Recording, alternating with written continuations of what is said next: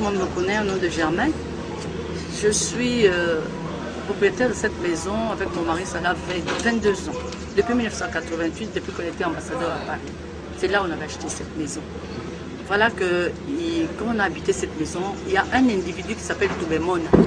Mais son vrai nom, il s'appelle Richard Mwamba. Il a dit, il est venu nous trouver un jour, dire c'est sa maison, parce qu'en 1983, son soi-disant beau-frère, un Ivoirien, avait acheté cette maison et il est parti, il a laissé cette maison entre ses mains avec une procuration simple. Moi, je lui dis, nous, on n'est pas au courant parce que nous, on n'a pas vu d'opposition quand on a acheté cette maison. On n'a pas vu d'opposition. On a acheté et le notaire Massan Bombo a fait tous les services et notre beau-frère qui a fait les papiers, nous, on était en France. On n'avait pas de problème. Alors, il a commencé à nous embêter. Nous avons porté plainte. On a gagné au premier degré, on l'a gagné, on l'a débouté.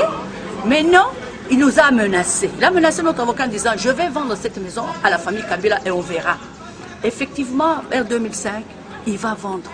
Soi-disant, avec cette procuration-là, avec un certificat de 83, là, un vieux certificat qui n'était même pas en son nom, il a vendu à Zoé Kabila. Un jour, Zoé Kabila a appelé mon mari.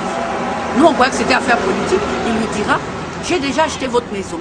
On va dire, mais comment? C'est moi qui ai les bons papiers, c'est moi qui ai tous les papiers. Si vous voulez acheter, venez acheter chez moi parce que moi, je n'ai plus besoin de cette grande maison. Mes enfants, tous mes enfants sont mariés et les petits sont en Europe, ils sont en train d'étudier. Si vous voulez acheter, achetez. Non, moi j'ai déjà mon prêtre, non, il s'appelle Eli Lungungu, je vous le présente. C'est lui qui faisait la traduction. C'est lui qui est maintenant propriétaire, qui va être le propriétaire. Alors mon mari a dit que c'était invraisemblable. Il en a parlé à son frère, le président de la République, 2 ou 3 fois. Le président ne réagissait pas. Alors, ils nous ont porté plainte en 2006. On les a déboutés au premier degré. Maintenant, ils ont fait appel.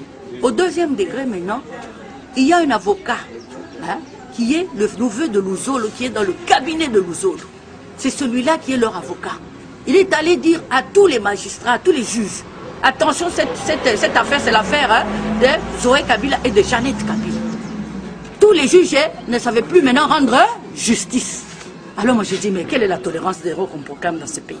Quelle est la tolérance zéro qu'on proclame?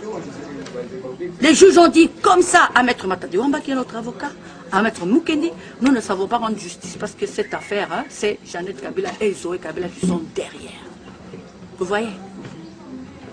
Et nous, quand on a saisi cette affaire, on a écrit au président. Le président a temporisé d'abord l'affaire, depuis le 29 février. Oui, cette année, il nous a envoyé Maître Nkoulou. Nous avons été reçus par Maître Nkoulou, les deux parties. Maître Nkoulou a fait son rapport. Il m'a dit, cet homme-là, c'est un farceur. Son vrai nom il s'appelle Richard Mwamba. Et son nom actuel, Toubemona. Même sa famille, tous ses enfants s'appellent des Mwamba. Mais si tu vois sur les papiers, il s'appelle Toubemona. C'est un homme qui est connu dans les cadastres. Il vole les papiers. Heureusement, nous avons des doubles.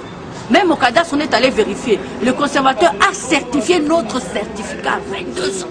Mais malgré ça, on vient de déguerpir aujourd'hui.